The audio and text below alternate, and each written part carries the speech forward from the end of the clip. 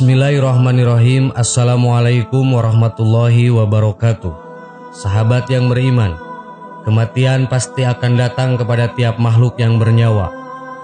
Dalam Islam, malaikat yang bertugas untuk mencabut nyawa seluruh makhluk hidup ciptaan Allah Subhanahu wa Ta'ala adalah malaikat Ijrail.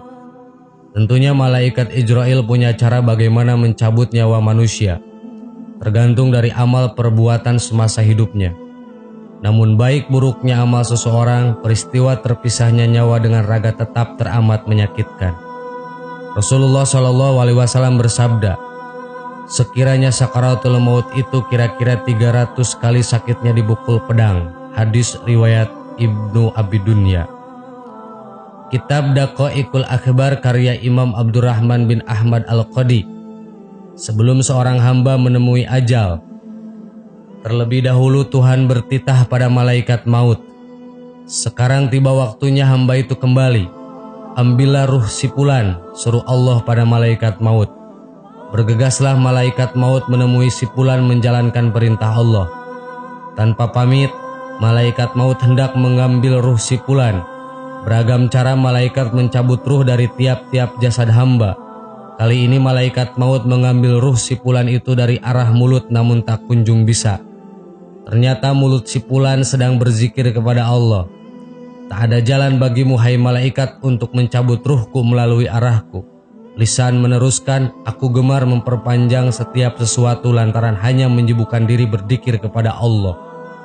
Malaikat maut dengan gundah gulana kembali menghadap Allah, sembari mengadukan penolakan hambanya si fulan. Ambillah dari arah yang lain, seru Allah kepada malaikat maut.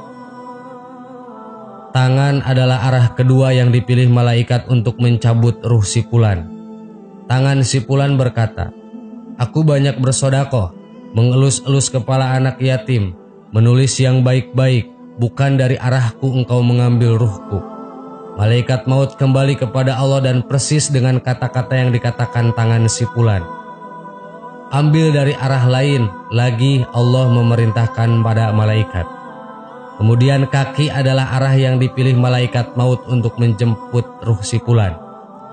Aku meringankan langkah untuk sholat berjamaah, melaksanakan sholat 2 hari raya, dan aku tak kenal lelah melangkah menuju majelis taklim.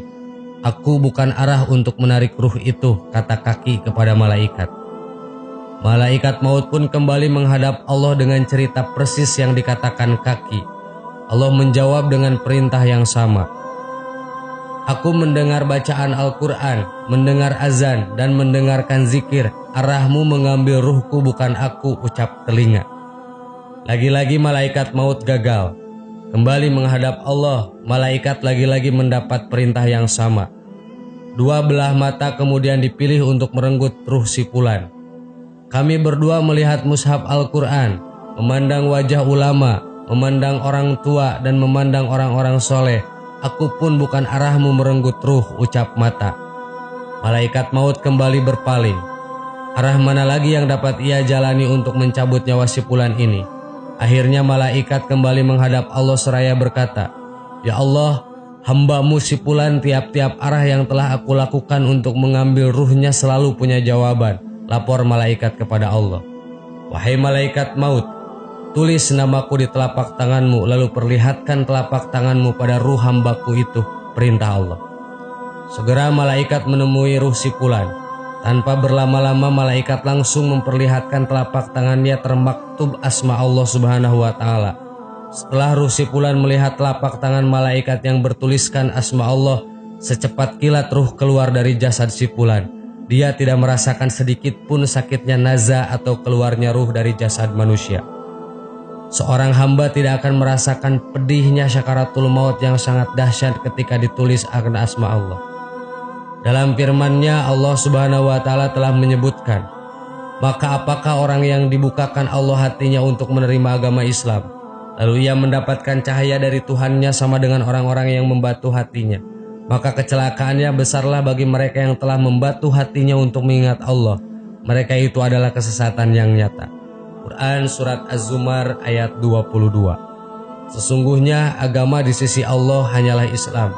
Quran Surat Ali Imran ayat 19.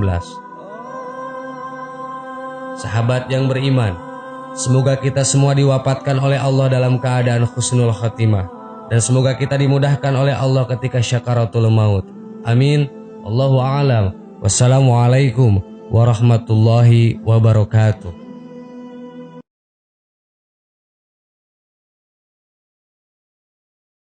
Bismillahirrahmanirrahim. Assalamualaikum warahmatullahi wabarakatuh. Sahabat yang beriman, tidak ada satupun yang mengetahui kecuali Allah, penghuni kubur mana yang mendapatkan rahmat dan mana yang mendapatkan siksa. Ada seorang yang dikenal alim dan ahli ibadah selama di dunia, namun mendapat siksa kubur karena urusan sepele. Ada juga yang terhindar dari siksa kubur karena membiarkan serangga meminum cairan di ujung penanya. Kebaikan atau kejahatan yang dianggap remeh di dunia bisa menjadi penentu nasib seseorang ketika di alam kubur dan alam akhirat. Semua tergantung ketentuan dan keridhaan Allah Subhanahu wa Ta'ala. Maka barang siapa mengerjakan kebaikan seberat jarah pun, niscaya akan melihat balasannya. Dan barang siapa yang mengerjakan kejahatan seberat jarah pun, niscaya dia akan melihat balasannya. Quran Surat Al-Jaljalah ayat 7-8. Alam kubur menjadi alam penghubung antara alam dunia dan alam akhirat. Mereka yang sudah meninggal dari dunia akan berada di alam ini hingga datangnya hari kiamat, hingga kemudian berpindah ke alam akhirat. Selama di alam kubur ini, manusia juga akan menerima ganjaran atas apa yang mereka perbuat selama di dunia. Kelak, setiap amal dan perbuatan manusia selama di dunia akan dipertanggungjawabkan. Apabila seseorang sering melakukan perbuatan buruk selama hidup di dunia, maka kelak ia akan mendapatkan azab sebagai balasan atas perbuatannya. Bahkan balasan atas segala perbuatan manusia akan dimulai sejak berada di alam kubur. Apabila di dunia ini senantiasa berbuat buruk, maka kelak ia akan mendapatkan siksa kubur. Sedangkan jika selama hidup di dunia ia selalu berbuat baik, maka ia kelak akan terhindar dari siksa kubur. Sebenarnya Allah Subhanahu wa Ta'ala telah menceritakan tentang siksa kubur, terutama siksa kubur yang ditimpakan kepada Fir'aun dan kaumnya.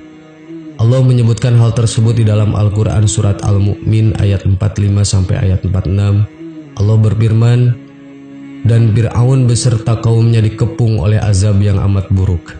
Kepada mereka dinampakkan neraka pada hari dan pada petang hari, dan pada pagi hari terjadi kiamat. Dikatakan kepada malaikat, masukkanlah Fir'aun dan kaumnya ke dalam azab yang sangat keras. Quran Surat Al-Mu'min ayat 45-46. Oleh karena itulah Rasulullah SAW memerintahkan kepada umatnya untuk selalu berdoa kepada Allah agar senantiasa dilindungi dan terhindar dari siksa kubur. Sebagaimana Rasulullah SAW bersabda, mintalah perlindungan kepada Allah dari siksa kubur, sebab siksa kubur adalah hal yang benar. Hadis riwayat At-Tabrani. Lalu apa saja yang bisa dilakukan oleh umat Islam agar dapat terhindar dari siksa kubur yang amat pedih dan mengerikan? Hal yang pertama yang dapat dilakukan adalah dengan memanjatkan doa kepada Allah agar dihindarkan dari siksa kubur.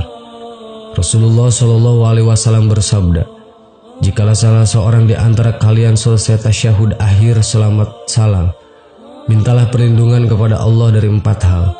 1. Siksa neraka jahanam. 2. Siksa kubur. 3. Penyimpangan ketika hidup dan mati. 4. Kejelekan Al-Masih Ad-Dajjal. Hadis riwayat Muslim. Doa yang disarankan oleh Rasulullah SAW untuk dibaca sebagai doa pelindung siksa kubur adalah doa berikut ini. Allahumma inni a'udzubika min azabil qabri wa min azabin nar wa min fitnatil mahya wal mamati wa min fitnatil masyihid dajjal. Yang mana doa tersebut memiliki arti, ya Allah, aku meminta perlindungan kepadamu dari siksa kubur, siksa neraka, penyimpangan ketika hidup dan mati, dan kejelekan Al-Masih Ad-Dajjal. Hadis riwayat Muslim.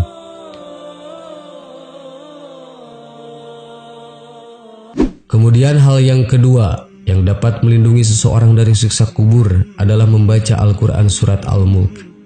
Sebagaimana disebutkan dalam sebuah hadis dari Abdullah bin Mas'ud, ia berkata, barang siapa membaca Tabarakalladzi biyadihil mulk surat Al-Mulk setiap malam, maka Allah akan menghalanginya dari siksa kubur.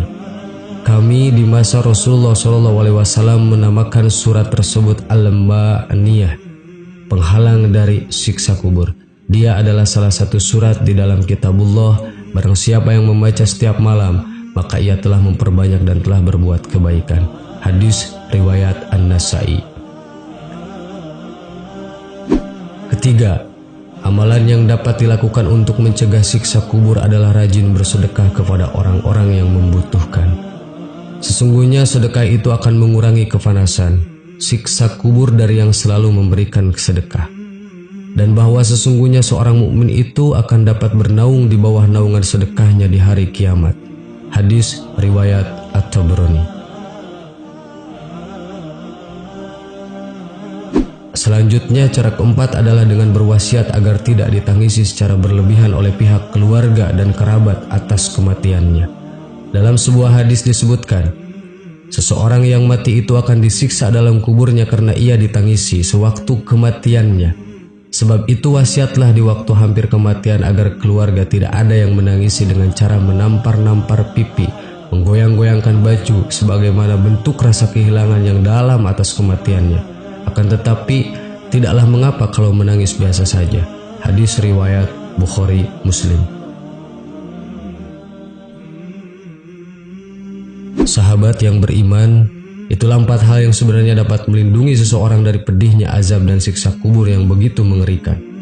Keempat hal tersebut adalah dengan membaca doa yang dianjurkan Rasulullah, membaca surat Al-Mulk, memperbanyak sedekah, dan berwasiat agar tidak ditangisi secara berlebihan saat meninggal dunia.